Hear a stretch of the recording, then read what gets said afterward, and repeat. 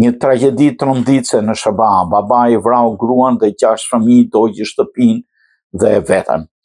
Një ngjarje e rëndë ka tronditur komunitetin në Grand Haven në Michigan, ku një baba dyshohet se vrau gruan e tij dhe 6 fëmijët e më pas i vuri flakën shtëpisë dhe i dha fund jetës.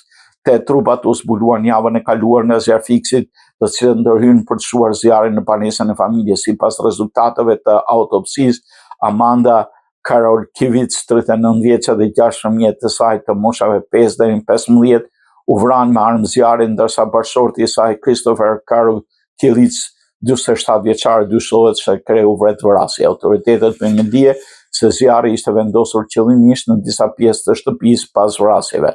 Hetuesit vijojnë punën për të përcaktuar saktësisht se ku nisi zjarri. Kjo është një tragjedi e papërshkrueshme që mund të mos e kuptojmë kurrë plotësisht, deklaroi sherifi i zonës Eric DeBurr.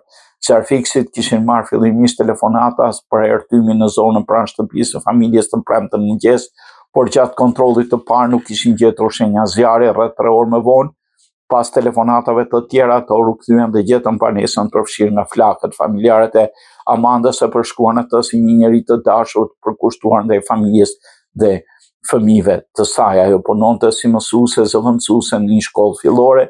Ajo ishte një shpirt i mirë dhe i përkushtuar dhe i donte familjen dhe nxënësit e saj, thanë në një deklaratë nëna dhe njerëku i saj, Becky dhe Steve Lovell, duke shprehur dhimbjen për humbjen e madhe dhe të 6 fëmijëve.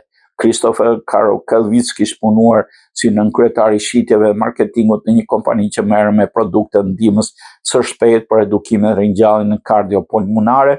Kompania bëri ditur se ai kishte punuar nga distanca dhe marrëdhënia e punës kishte përfunduar në fillim të korrikut pa dhënë detaje të tjera. Në familje ekspozuar në rrjetet sociale, Amanda dhe Christopher ishin njohur në vitin 2008 në vendin e punës dhe u martuan një vit më pas. Në një postim të vitit 2019, para përvjetorit martesës, Christopher kishte shkruar: "Jam shumë me fat."